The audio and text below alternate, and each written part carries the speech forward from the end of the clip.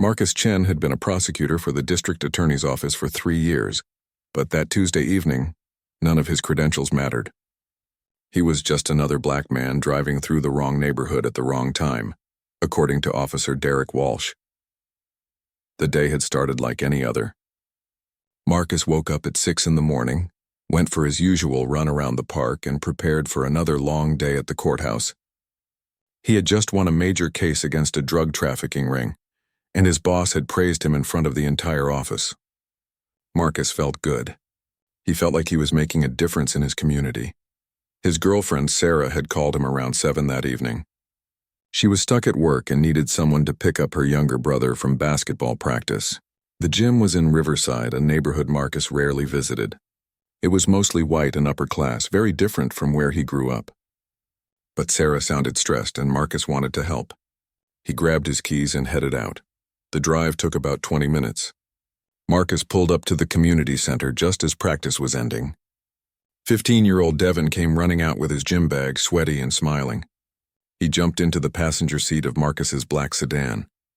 They talked about school and basketball as Marcus drove back through the quiet streets.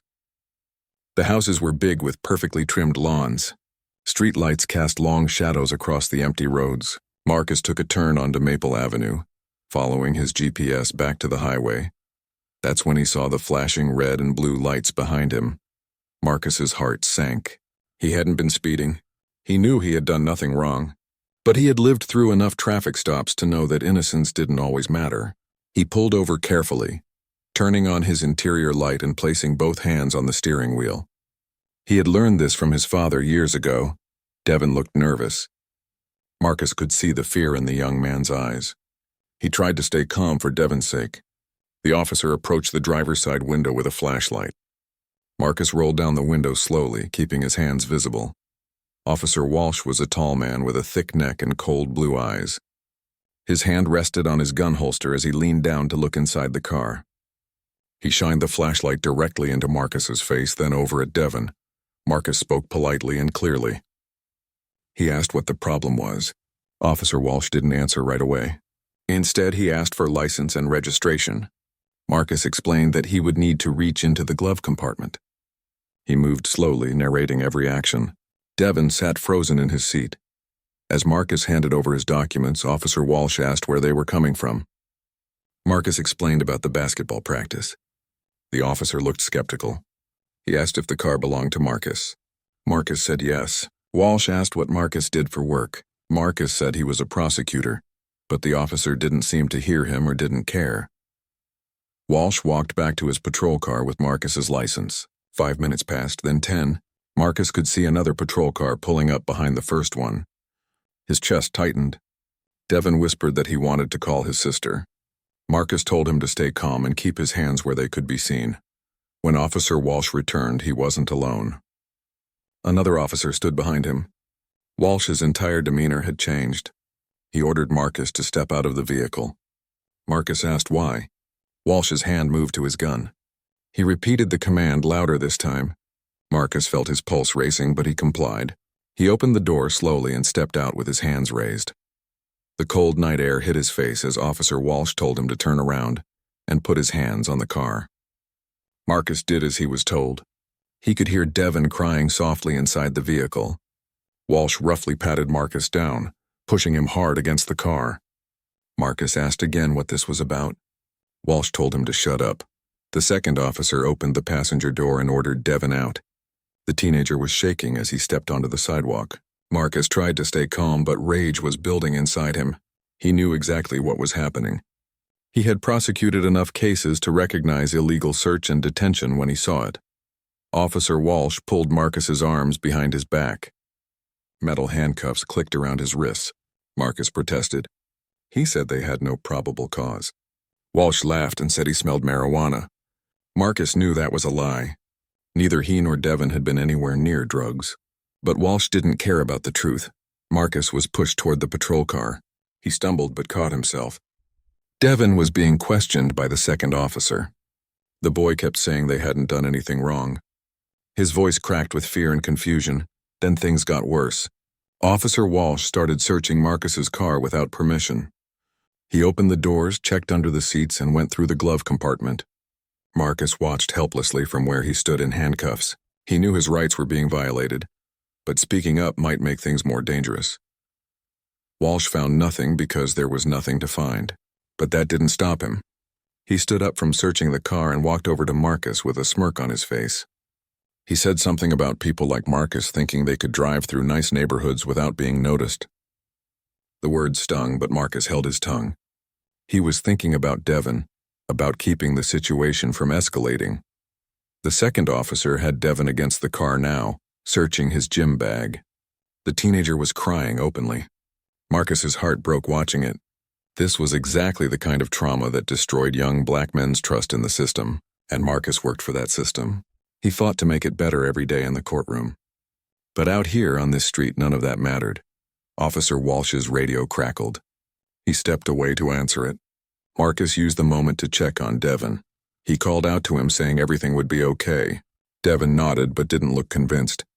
The second officer told Marcus to be quiet. Minutes felt like hours. Marcus's wrists hurt from the handcuffs. He thought about Sarah, about how she would react when she found out. He thought about his boss, about the case he had won that morning.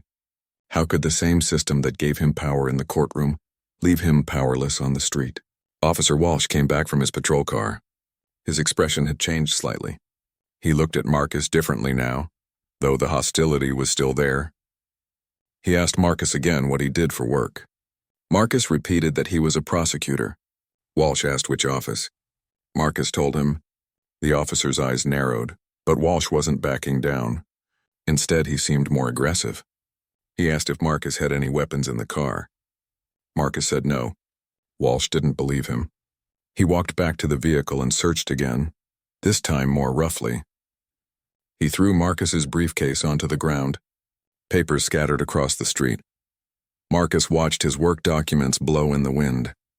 Case files, court briefs, everything he had been preparing for tomorrow's hearing. Officer Walsh stepped on them as he continued his search. It felt intentional. It felt personal. The situation was spinning out of control, and Marcus knew he had to do something before it got even worse. Marcus stood on the side of the road, handcuffed and humiliated, watching Officer Walsh destroy his professional documents. The anger inside him was reaching a boiling point, but he forced himself to stay calm. Years of training in the courtroom had taught him that emotion without strategy was useless. He needed to think clearly. Devin was still pressed against the car, being questioned by the second officer. The teenager kept repeating the same answers, his voice getting smaller each time. Marcus could see neighbors starting to come out of their houses, drawn by the flashing lights. Some stood on their porches. Others watched from windows. Marcus felt their eyes on him, judging, assuming. Officer Walsh finally stopped searching the car. He found nothing because there was nothing to find. But instead of apologizing or letting them go, he seemed even more determined to prove that Marcus was guilty of something. Walsh approached Marcus with heavy steps, his face red and his jaw clenched. He accused Marcus of lying about being a prosecutor. He said prosecutors didn't drive through neighborhoods like this at night. Marcus tried to explain again about picking up Devin from basketball practice, but Walsh cut him off. The officer said he had heard every excuse in the book and wasn't buying it. Marcus asked to speak to a supervisor. Officer Walsh laughed. He said Marcus was in no position to make demands. The second officer joined them, leaving Devin alone by the car. He whispered something to Walsh, and both officers looked at Marcus with suspicion. Then Walsh did something that made Marcus's blood run cold. He unholstered his gun. The weapon wasn't pointed directly at Marcus, but Walsh held it at his side in a way that made the threat clear. Marcus felt his entire body tense. This was it. This was how so many encounters like this ended. He thought about his mother, about Sarah, about all the families he had met through his work who had lost loved ones to police violence. Devin screamed. The boy's voice broke through the tension. He yelled at the officers to leave Marcus alone, that they hadn't done anything wrong. The second officer moved quickly toward Devin, ordering him to be quiet. But Devin kept shouting. He was crying and angry and terrified all at once. Marcus called out to Devin, telling him to calm down. The last thing they needed was for the situation to become more chaotic. But it was too late. Officer Walsh raised his gun higher, now pointing it in Marcus's direction. Walsh shouted at Devon to shut up, his finger resting near the trigger. Time seemed to slow down. Marcus could hear his own heartbeat pounding in his ears. He looked at the gun, then at Officer Walsh's face, trying to read his intentions. Was this officer angry enough to pull the trigger? Had Marcus become just another statistic waiting to happen? Marcus made a decision. He couldn't stay silent anymore. Not when a gun was being pointed at him for no reason. Not when a 15-year-old boy was watching this abuse of power. Not when he knew the law better than these officers did. His voice came out steady and firm, despite the fear coursing through him. He told Officer Walsh that he was violating his constitutional rights. He explained that there had been no probable cause for the stop, no reasonable suspicion for the search, and absolutely no justification for drawing a weapon. He spoke like he was in a courtroom citing case law and legal precedent. Officer Walsh looked surprised. For a moment his certainty seemed to waver, but then his face hardened again. He told Marcus to stop trying to sound smart. He said it didn't matter what Marcus claimed to be. Out here Walsh had the authority. Marcus continued speaking. He mentioned specific cases he had prosecuted involving illegal searches. He talked about the consequences officers faced when they violated citizens' rights. He named judges they both might know. He dropped the name of the district attorney, his boss, who would definitely be interested in hearing about this stop. The second officer looked uncomfortable now. He suggested to Walsh that maybe they should call in a supervisor. Walsh ignored him, but Marcus could see the doubt creeping into the officer's eyes. The gun was still pointed at him, but Walsh's hand was less steady. Marcus pressed forward with his words. He told Walsh that everything happening right now was likely being recorded by the dashcam in the patrol car. He mentioned that several neighbors were watching and probably filming on their phones. He explained that this entire incident would be reviewed, documented, and potentially used in court. That got Walsh's attention. He glanced back at his patrol car, then at the houses around them. Marcus was right. In today's world, everyone had cameras. Everything was documented.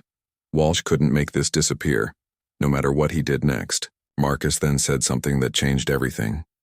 He told Officer Walsh his full name, his title at the district attorney's office, and the name of his supervisor. He mentioned that he worked closely with the chief of police on several task forces. He explained that he literally worked in the same building where complaints against officers were investigated. The color drained from Officer Walsh's face. Marcus watched as the reality of the situation finally hit the officer. This wasn't just some random black man he could harass without consequences. This was someone who had power in the system, someone who knew exactly what laws were being broken, someone who could make Walsh's life very difficult. But Marcus wasn't done. He looked Walsh directly in the eyes and spoke with controlled fury. He told the officer that he spent his days fighting for justice, putting criminals behind bars and working to make the community safer. He explained that he believed in the law and the importance of good police work. But what Walsh was doing right now wasn't police work. It was racism, plain and simple. The word hung in the air between them. Walsh's face turned red. He started to respond, but Marcus cut him off. He said that Walsh had stopped them for no reason, searched them without cause, handcuffed an innocent man, and pulled a gun on unarmed citizens, and the only explanation was the color of their skin. Devon had stopped crying. He stood watching Marcus with wide eyes.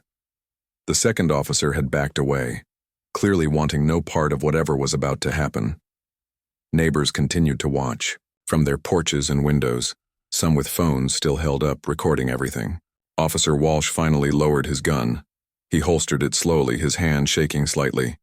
He looked at Marcus, then at Devon, then back at his partner. Marcus could see the officer's mind racing, trying to figure out how to salvage the situation. Walsh started to speak, his voice less confident now. He claimed that Marcus had been driving suspiciously. Marcus asked him to define suspiciously. Walsh said something about the car moving slowly through the neighborhood.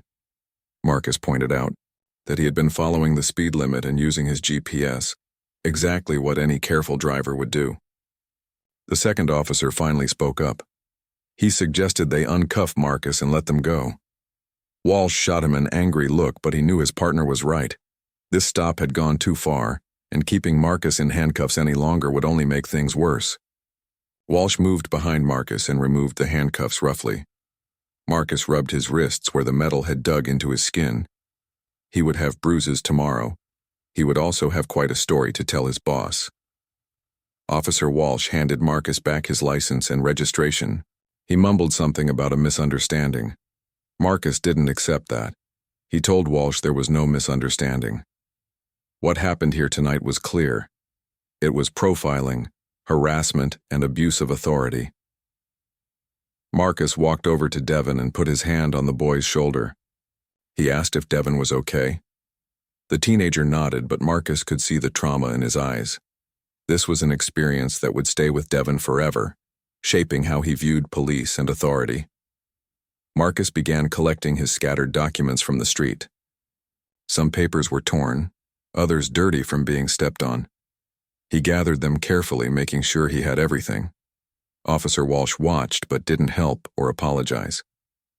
As Marcus loaded the papers back into his briefcase, he made a promise to himself. This wouldn't end here. He would file a formal complaint. He would speak to his supervisors and the chief of police. He would make sure Officer Walsh faced consequences for his actions. Because if Marcus, with all his education and professional credentials, could be treated this way, what chance did regular citizens have? Marcus drove away from the scene slowly, his hands gripping the steering wheel tighter than necessary. Devin sat quietly in the passenger seat, staring out the window. Neither of them spoke for several minutes. The silence in the car was heavy with unprocessed emotion and shock. Finally, Devin broke the quiet. His voice was small and shaky. He asked Marcus if things like this happened often. Marcus wanted to say no.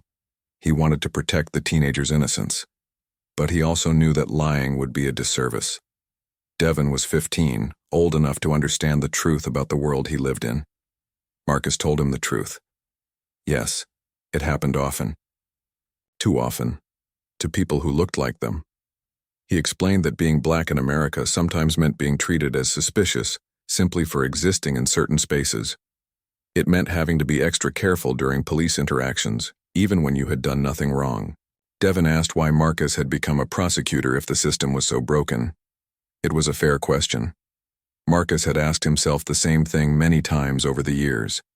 He explained that he believed change had to come from inside the system. If all the good people left, only the corrupt ones would remain. Someone had to fight for justice from within. They arrived at Sarah's apartment building around 9:30. Marcus parked but didn't get out immediately. He needed a moment to compose himself before facing Sarah.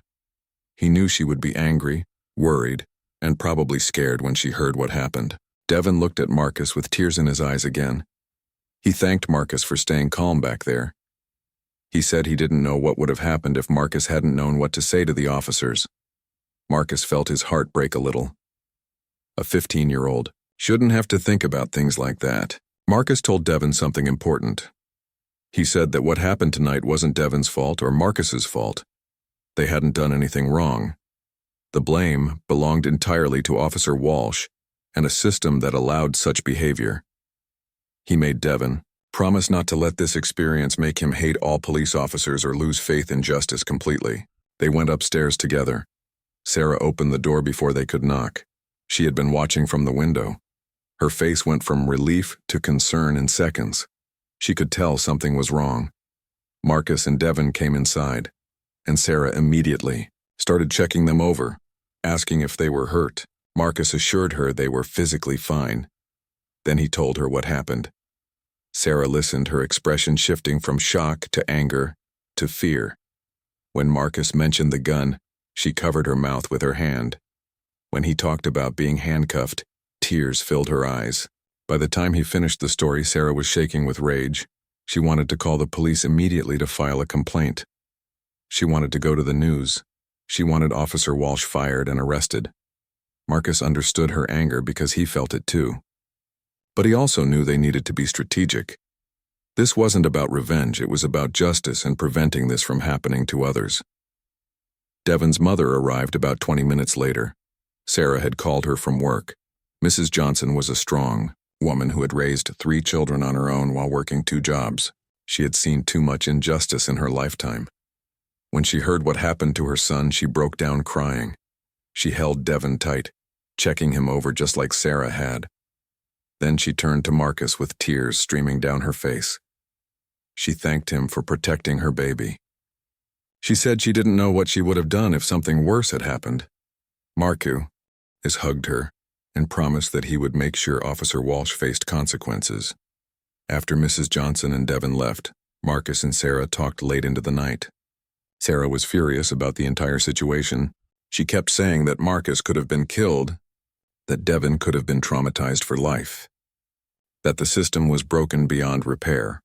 Marcus agreed with most of what she said, but he also felt a responsibility to act. He told Sarah about his plan to file a formal complaint and pursue the matter through official channels.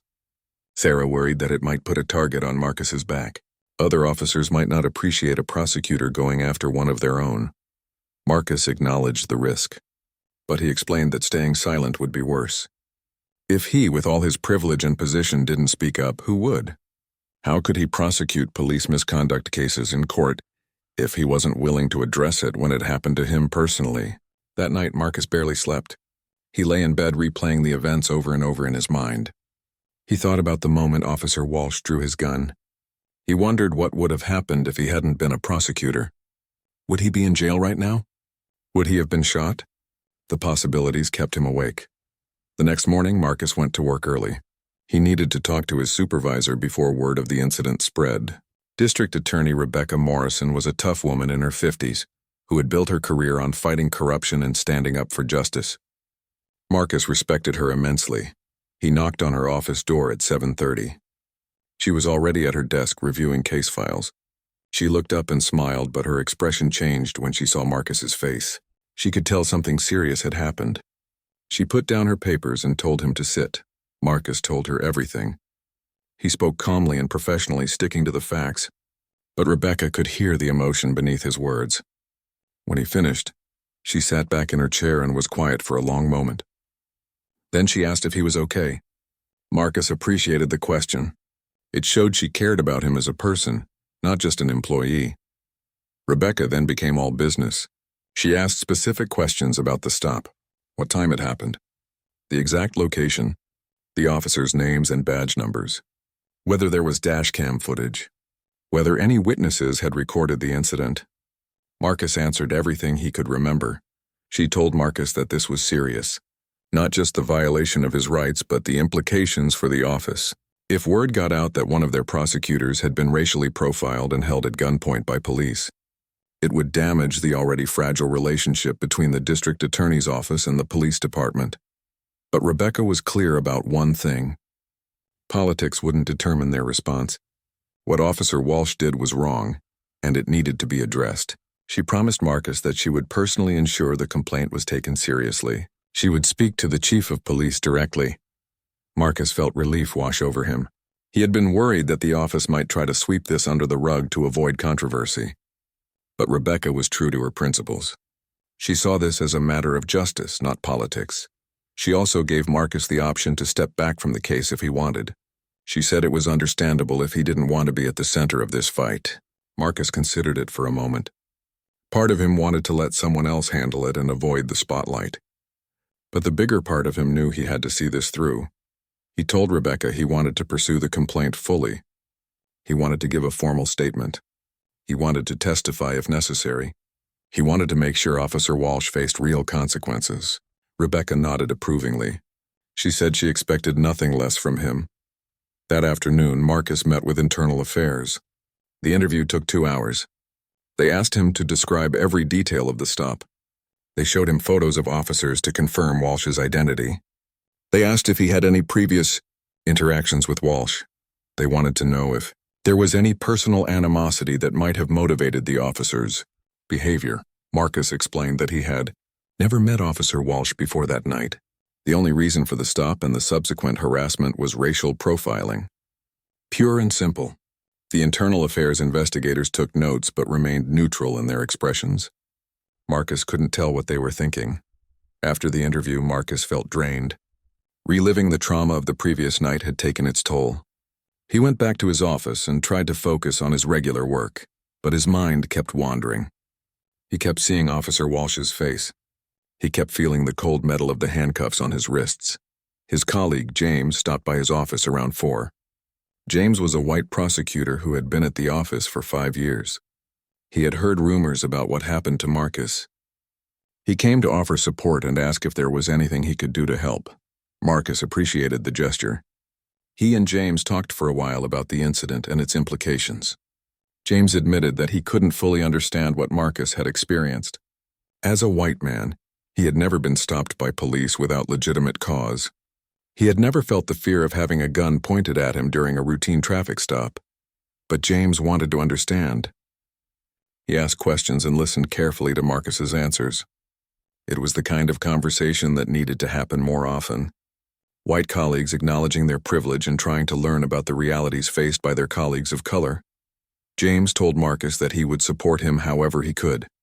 If Marcus needed a witness to character, if he needed someone to speak up in meetings, if he needed anything at all, James would be there.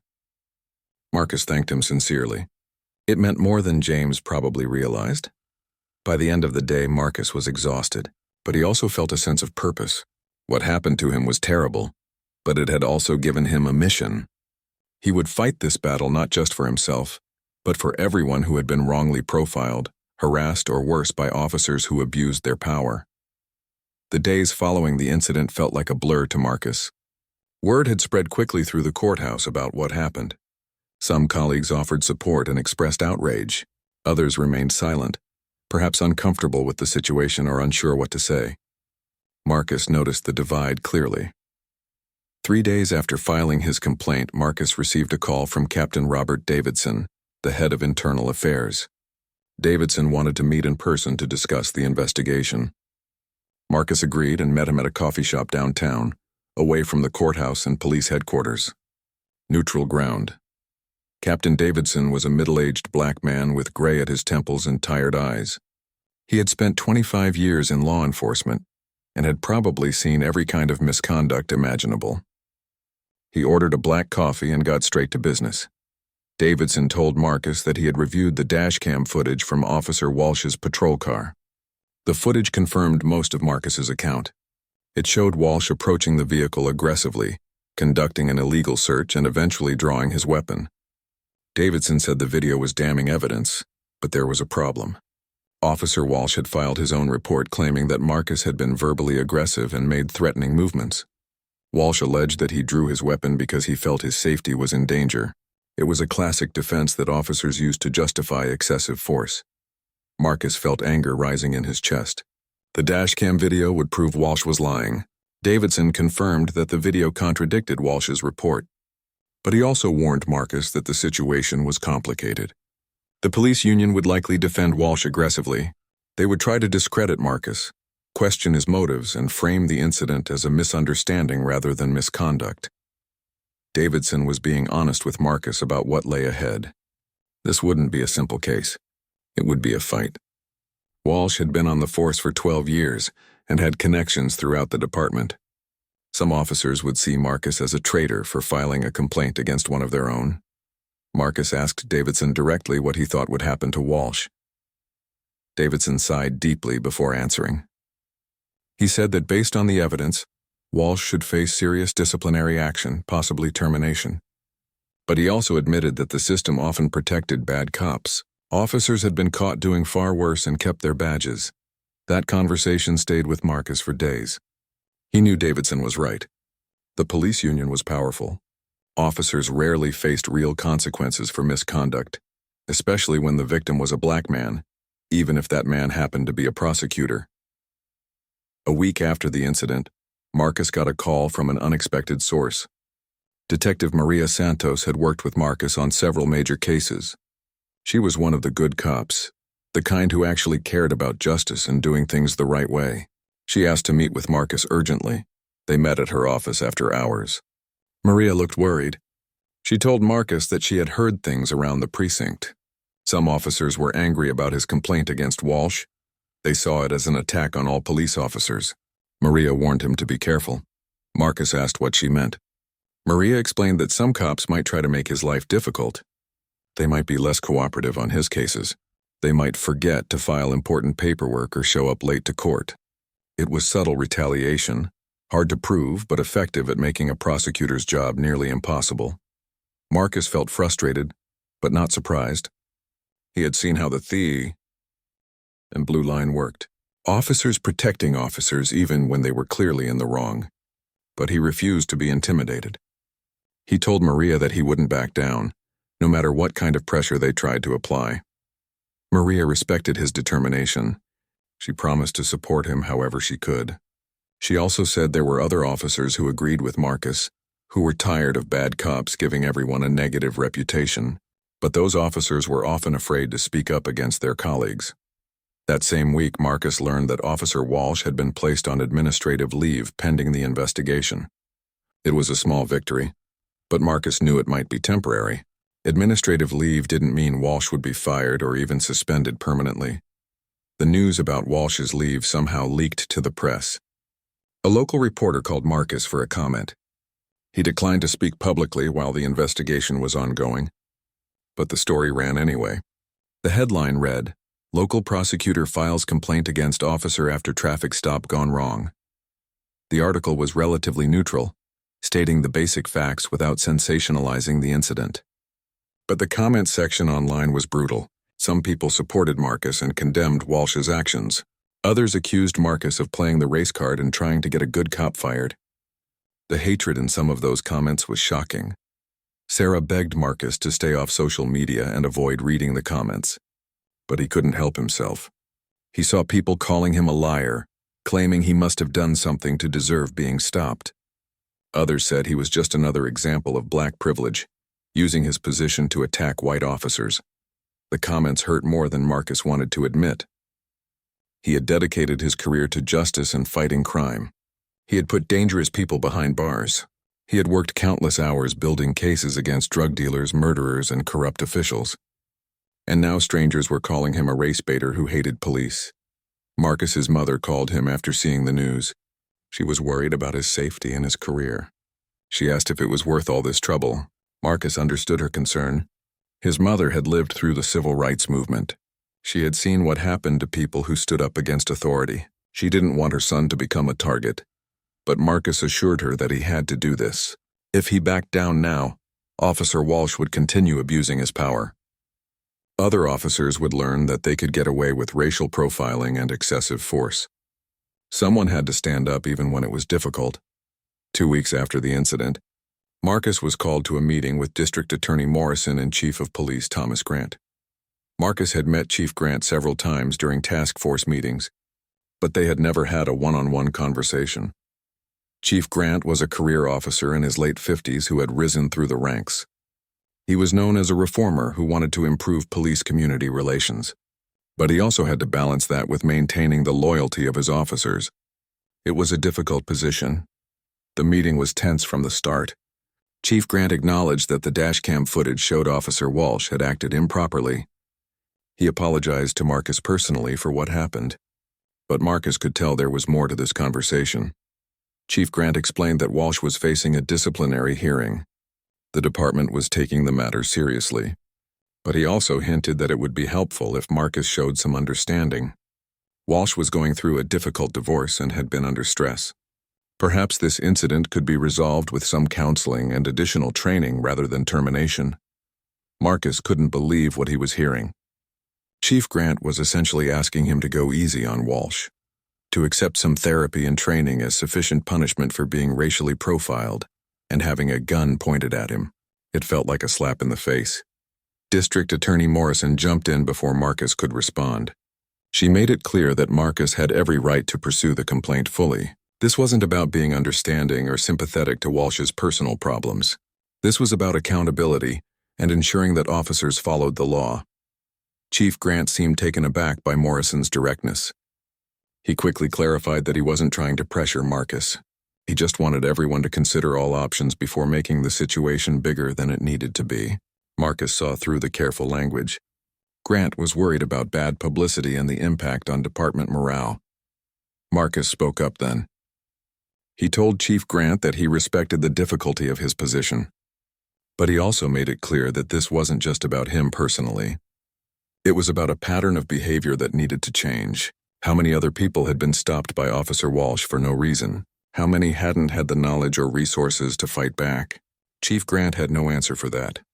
The meeting ended with an agreement that the internal investigation would continue and that no decisions would be made until all evidence was reviewed. Marcus left feeling frustrated. It seemed like the system was more interested in protecting itself than in delivering real justice. That evening, Marcus received an unexpected visitor at his apartment. It was Officer David Martinez, Walsh's partner from the night of the incident. Marcus was immediately on guard. He didn't know what Martinez wanted, and he wasn't sure he should even talk to him. Martinez asked if they could speak privately. Against his better judgment, Marcus let him in. Martinez looked uncomfortable, shifting his weight from foot to foot. He started by saying he wasn't there officially. What he had to say was just between them. Martinez admitted that what Walsh did that night was wrong. He said he should have spoken up more forcefully, should have stopped his partner. He felt guilty about his silence. But he also explained the reality of being a cop. You were supposed to support your partner no matter what. Speaking out against another officer was seen as betrayal. Marcus listened but remained skeptical. If Martinez really felt that way, why hadn't he included those details in his report? Why was he only saying this now in private, where it couldn't help Marcus's case? Martinez seemed to read Marcus's thoughts. He said he was afraid of being labeled a rat, afraid of losing the trust of his fellow officers, afraid his career would be over if he testified against Walsh. But his conscience was bothering him. He couldn't sleep, couldn't stop thinking about the terror in Devon's eyes that night. Marcus told Martinez that the right thing to do was to tell the truth officially, to include what he witnessed in his statement to Internal Affairs, to be willing to testify if necessary. Fear couldn't be an excuse for letting injustice continue. Martinez nodded slowly. He said he would think about it. Then he left, leaving Marcus wondering if the officer would actually find the courage to do the right thing, or if his visit had been nothing more than an attempt to ease his guilty conscience without taking real action. 3 weeks after the incident, Marcus received notice that Officer Walsh's disciplinary hearing was scheduled. The hearing would determine whether Walsh would face suspension, termination, or lesser consequences.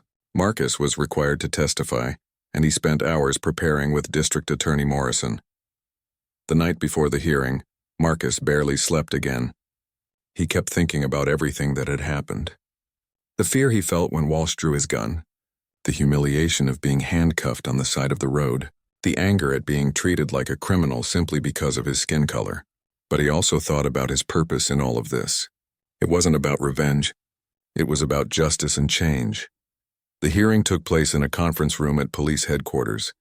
It was a closed session, which meant no press or public observers were allowed. The panel consisted of 3 senior police officials and 2 civilian oversight members. Officer Walsh sat at a table with his union representative and lawyer. Marcus sat on the opposite side with District Attorney Morrison beside him. Walsh looked different than he had that night. He was wearing a suit instead of his uniform. His face was clean-shaven and he appeared calm. Marcus wondered if the officer felt any remorse for what he had done, or if he was simply focused on protecting his career. Marcus was called to testify first. He walked to the front of the room and was sworn in. Then he recounted the entire incident in detail. He spoke clearly and calmly, sticking to the facts. He described the stop, the illegal search, being handcuffed without cause, and Walsh drawing his weapon on unarmed citizens. Walsh's lawyer tried to discredit Marcus during cross-examination. He suggested that Marcus was using his position to settle a score. He implied that Marcus had been argumentative and aggressive during the stop. He even tried to suggest that Marcus's complaint was motivated by anti-police bias. Marcus remained composed through all of it. He answered each question directly and honestly. He pointed out that the dashcam footage supported his version of events completely. He noted that he had no reason to lie and everything to lose by filing a false complaint. Then came the moment that changed everything. Officer David Martinez was called to testify. Marcus held his breath, wondering if Martinez would tell the truth or protect his partner. The officer walked to the front of the room looking nervous. His hands shook slightly as he was sworn in. Martinez started by confirming the basic facts of the stop. Then the panel asked him about Walsh's conduct. Martinez hesitated, glancing at Walsh across the room. For a moment, Marcus thought Martinez would back DQ. Own. But then the officer took a deep breath and spoke. He confirmed that Walsh had conducted an illegal search. He admitted that there was no probable cause for the stop in the first place. He stated clearly that Marcus had been calm and cooperative throughout the encounter. And most importantly, he testified that Walsh had drawn his weapon without justification, creating a dangerous situation where none had existed. Walsh's face turned red as his partner spoke. The lawyer tried to object and discredit Martinez, suggesting he was lying to advance his own career. But Martinez stood firm. He said he couldn't stay silent anymore. What happened that night was wrong, and he needed to say so officially. Marcus felt a wave of relief and respect for Martinez. The officer had found his courage after all. Speaking out against a fellow cop wasn't easy, especially in a culture that valued loyalty above all else. Martinez was risking his career and his relationships with other officers, but he was doing it anyway because it was right. The panel also reviewed the dashcam footage during the hearing. Watching it again was difficult for Marcus. He relived the fear and humiliation all over again, but the video was undeniable evidence. It showed Walsh searching the car without permission, handcuffing Marcus without cause, and eventually drawing his weapon.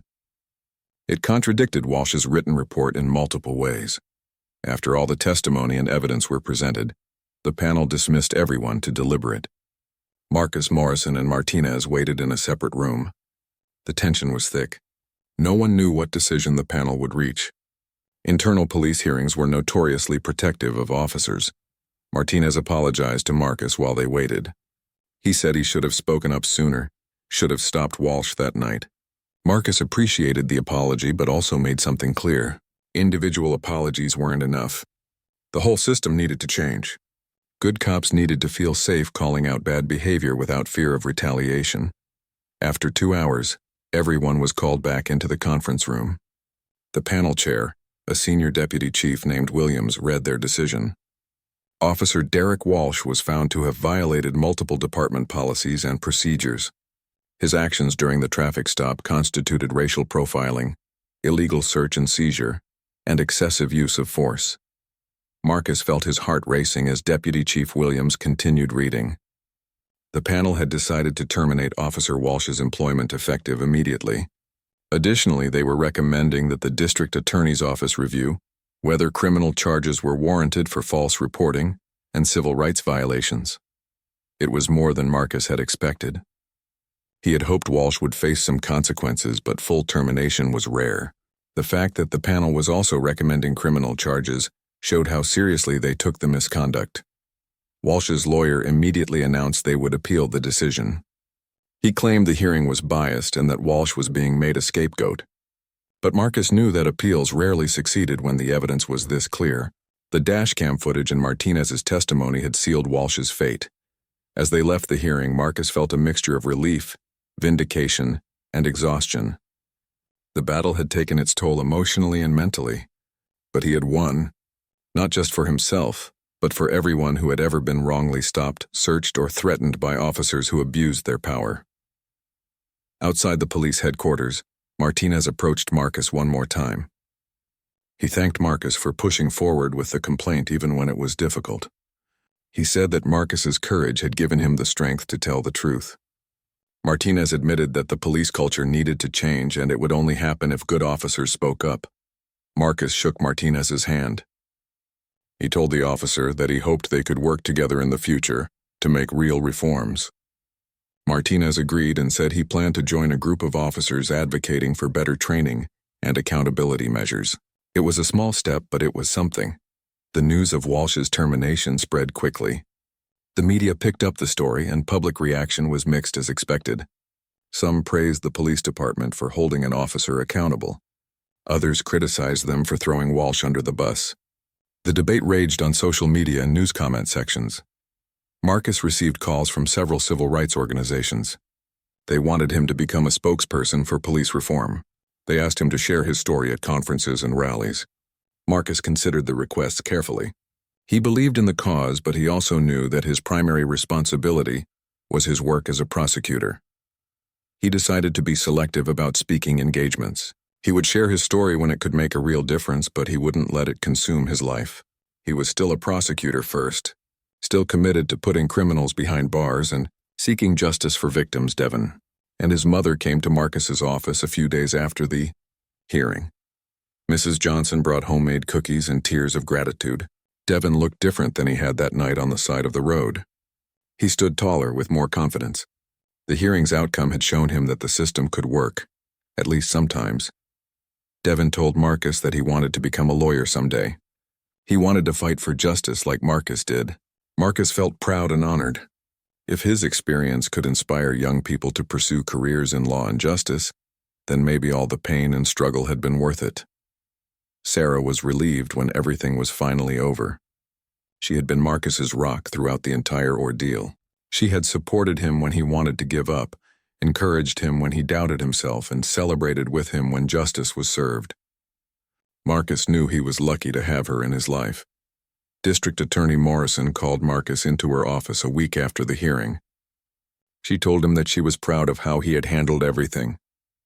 His professionalism and courage had reflected well on the entire office. She also informed him that the chief of police had reached out to discuss implementing new training programs for officers on racial bias and proper conduct during traffic stops. Marcus was asked to be part of a task force to develop these training programs. It would be extra work on top of his regular caseload, but Marcus agreed immediately. This was his chance to create real change, to ensure that what happened to him would be less likely to happen to others. Over the following months, Marcus worked with police officials, civil rights leaders, and community members to develop comprehensive reform measures. They created new protocols for traffic stops, implemented body camera requirements, and established better oversight mechanisms for investigating complaints. The work was slow and frustrating at times. Change didn't happen overnight, especially in institutions as resistant as law enforcement. But Marcus saw small victories along the way. Officers completing the new training reported better understanding of implicit bias. Complaint numbers started to decrease as officers became more aware of proper procedures. Marcus also began mentoring young prosecutors and law students. He shared his story and the lessons he learned. He taught them about the importance of standing up for justice even when it was personally difficult. He encouraged them to see their work not just as a job, but as a calling to make society better. Devin kept in touch with Marcus throughout high school. True to his word, the teenager worked hard academically and eventually got accepted to a good university with plans to attend law school afterward. Marcus attended Devin's high school graduation, beaming with pride as the young man walked across the stage. Officer Martinez also stayed in contact with Marcus. The two developed an unlikely friendship built on mutual respect.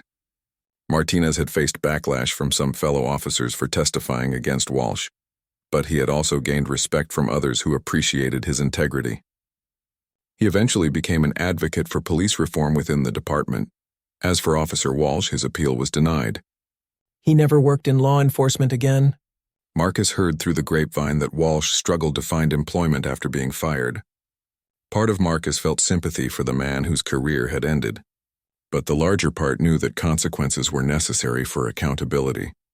A year after the incident, Marcus was invited to speak at a law school about his experience. Standing before a room full of aspiring lawyers, he told his story from beginning to end. He talked about the fear, the anger, the frustration, and ultimately the victory, but he also emphasized that one victory didn't mean the war was won. He told the students that the fight for justice was ongoing. Racial profiling still happened every day. Police misconduct still occurred. The system was still broken in many ways, but that didn't mean they should give up. It meant they needed to work harder, push further, and never accept injustice as normal. Marcus concluded his speech by talking about the gun that had been pointed at him that night.